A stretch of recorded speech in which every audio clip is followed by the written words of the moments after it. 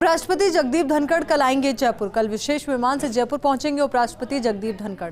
दोपहर 12:30 बजे पहुंचेंगे जयपुर एयरपोर्ट से होटल रामबाग पैलेस पहुंचेंगे जगदीप धनखड़। दोपहर 3:30 बजे राजभवन पहुंचने का कार्यक्रम है।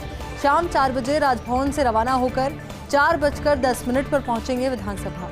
शाम 6:30 बजे विधानसभा से रवाना होकर पहुंचेंगे राजभवन।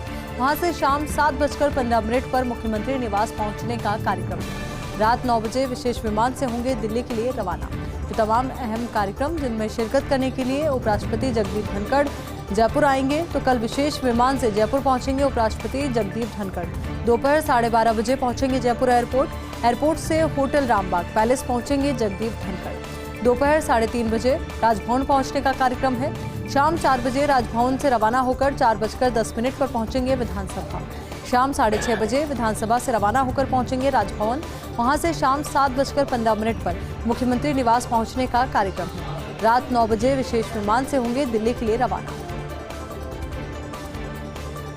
विधानसभा में बीएससी बैठक में बड़ा फैसला। कल 2 बिल आएंगे सदन के पटल पर। विधानसभा अधिकारियों, सदस्यों, परिलब्धियों और पेंशन बिल। राजस्थान सहकारी सोसाइटी संशोधन बिल रखा जाएगा पटल पर। कल लंबी बीमारी से हुई मौतों को लेकर सदन में चर्चा की जाएगी। दोपहर 12 बजे से 3 बजे के बीच होगी चर्चा। कृषि मंत्री लालचंद कटारिया देंगे जवाब। 21 सितंबर को 2 बिल आएंगे। अधिवक्ता कल्याण संशोधन निधि बिल 2022, कृषि उपज मंडी बिल आएगा। तो अपने आप में बेहद अहम ये बिल। और सबसे बड़ी बात, लंबी को लेकर के कल लगभग 3 घंटे ये चर्चा होगी। तो ऐसे में अब सभी की निगाहें इस बात को लेकर के टिक गई है कि लंबी को लेकर किस तरीके से चर्चा होती है, कितना हंगामा उस दौरान बरपता है। तो विधानसभा में बीएससी बैठक में फैसला। कल 2 बिल आएंगे सदन के पटल पर। विधानसभा अधिकारियों, सदस्यों, परिलब्धियों और पेंशन बिल। राजस्थान सहकारी सोसाइटी संशोधन बिल रखा जाएगा पटल पर। कल लंबी बीमारी से हुई मौतों को लेकर सदन में चर्चा होगी। दोपहर 12 से 3 बजे के बीच ये चर्चा होगी। कृषि मंत्री लालचंद कटारिया देंगे जवाब। 21 सितंबर को 2 बिल आएंगे। अधिवक्ता कल्याण संशोधन निधि बिल 2022, कृषि उपज मंडी बिल भी आएगा। मुख्यमंत्री अशोक गहलोत ने पूछे मंत्री शांति धारीवाल के हाल। धारीवाल के कुशलक्षेम पूछने पहुंचे मुख्यमंत्री अशोक गहलोत। साथ में कांग्रेस नेता भंवर जितेंद्र सिंह भी इस दौरान मौजूद रहे। पिछले दिनों दिल्ली में कांग्रेस की रैली में गए थे धारीवाल। दिल्ली के एक होटल में ठहरे हुए थे, तब बाथरूम में फिसल गया था धारीवाल का पैर। चिकित्सकों ने धारीवाल को आराम करने की सलाह दी। तो आपको बता दें कि पिछले दिनों जब दिल्ली गए थे शांति धारीवाल, उस दौरान होटल के कमरे में बाथरूम में पैर फिसलने की वजह से उन्हें चोट आई। डॉक्टर्स ने उन्हें आराम करने के लिए कहा है। तो वहीं मुख्यमंत्री उनका हालचाल जानने के लिए पहुंचे, उनकी कुशलक्षेम के बारे में जानकारी दी।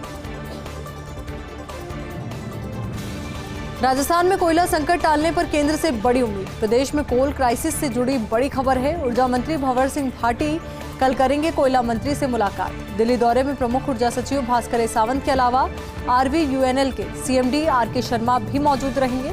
RSR मोड की एवज में NCL, SCCL के जरिए रेल मोड से कोयला आपूर्ति, PEKB खदान से खनन प्रारंभ करवाने के लिए केंद्र से हस्तक्षेप की मांग करेंगे। तो हस्तक्षेप की मांग की जाएगी और उम्मीद यही है कि केंद्र के साथ जो समझौता होगा, जो तालमेल बैठाने की कोशिश की जा रही है, उसके माध्यम से कोल क्राइसिस खत्म होगा, जिससे बिजली का जो संकट पैदा हो रहा है उसको लेकर भी कुछ हल निकलेगा। आगामी विधानसभा चुनाव को लेकर कांग्रेस की बड़ी रणनीति। कांग्रेस का अब जिताओ के साथ टिकाऊ चेहरों पर रहेगा फोकस। अब दल बदलने वाले नेताओं से कांग्रेस करना चाहती है परहेज। कांग्रेस संगठन महासचिव KC वेणुगोपाल ने हाल ही में एक बैठक की। गुजरात और हिमाचल प्रदेश की टिकटों पर बैठक में की चर्चा।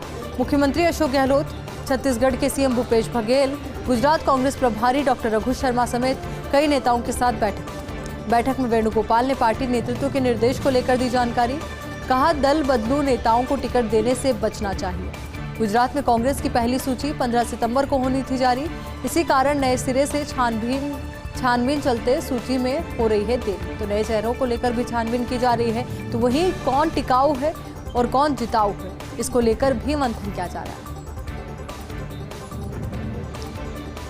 2023 के रास्ते को प्रशस्त करने की तैयारी। आर पार के मूड में ताकत दिखाने वाले को आतुर है बीजेपी। अब की बार गायों की मौत और लंपी पर सरकार के खिलाफ आंदोलन। कल विधानसभा के बाहर घेराव, रैली, धरना प्रदर्शन और आंदोलन। बीजेपी के बड़े आंदोलन की तैयारी को आज दिया गया अंतिम रूप। बीजेपी विधायकों ने विधानसभा में साथ बैठकर प्लानिंग की है। बीजेपी भारी भीड़ लाने की तैयारी में जुटी हुई है। तो लंपी का मुद्दा कल बीजेपी के द्वारा जोर शोर के साथ उठाया जाएगा और भारी भीड़ जुटाने की कोशिश भी बीजेपी की रहेगी। 15वीं राजस्थान विधानसभा के 7वें सत्र का दूसरा चरण। पीसीसी चीफ गोविंद सिंह डोटासरा हुए मीडिया से रूबरू। कहा कि कल सदन में सबसे पहले लंपी मामले में चर्चा हो। डोटासरा ने बीजेपी पर हमला किया और कहा बीजेपी को गाय माता की चिंता नहीं है, इनको तो पार्टी नेतृत्व के दिए टास्क की चिंता है। राज्य सरकार ने लंपी मामले में कई अहम कदम उठाए हैं। तो साफ तौर पर इस बयान के माध्यम से वो बीजेपी पर हमलावर नजर आए और साथ ही उन्होंने ये भी कहा कि बीजेपी को गाय माता की चिंता नहीं है, बस अपने टास्क की चिंता है। कृषि विभाग की ओर से रबी फसल की बुआई के लिए कवायद। राष्ट्रीय बीज निगम से 4,63,000 बीज मिनी किट लिए गए। कृषि विकास सहकारी समिति से 2,29,000, नेशनल कोऑपरेटिव कंज्यूमर फेडरेशन से करीब 45,000 बीज किट लिए गए। सरसों के अलावा 36,000 मसूर किट भी वितरित होंगी। जन आधार कार्ड की कॉपी जमा कराकर बीज ले सकेंगे किसान। तो जो किसान ये बीजों के मिनी किट लेना चाहते हैं उन्हें अपना जन आधार कार्ड देना होगा और उसी के आधार पर इन किट्स का वितरण किया जाएगा। कूनो पार्क में चीतों के लिए हिरण छोड़ने से बिश्नोई समाज आहत है। अखिल भारतीय बिश्नोई महासभा ने लिखा प्रधानमंत्री नरेंद्र मोदी को पत्र। चीतों के भोजन के लिए चीतल हिरण छोड़ने पर नाराजगी जताई। कहा चीतल और हिरण छोड़ने के फैसले से बिश्नोई समाज आहत है। बिश्नोई समाज पिछली 5 शताब्दियों से पर्यावरण वन्य जीवों की रक्षा कर रहा था, साथ ही प्रकृति के लिए गुरु जम्बेश्वर भगवान के सिद्धांतों का आचरण कर रहा है। बिश्नोई समाज वृक्षों वन्य जीवों के लिए देते आए हैं बलिदान।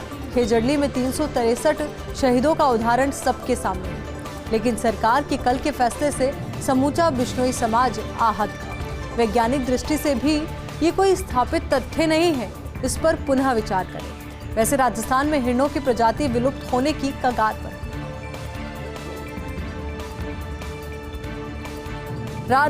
रातों में कान फाड़ू शोर को लेकर नेशनल ग्रीन ट्रिब्यूनल गंभीर है।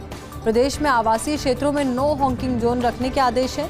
रात 10 से सुबह 6 बजे तक नो हॉकिंग जोन के निर्देश दिए गए हैं, आदेश दिए गए हैं।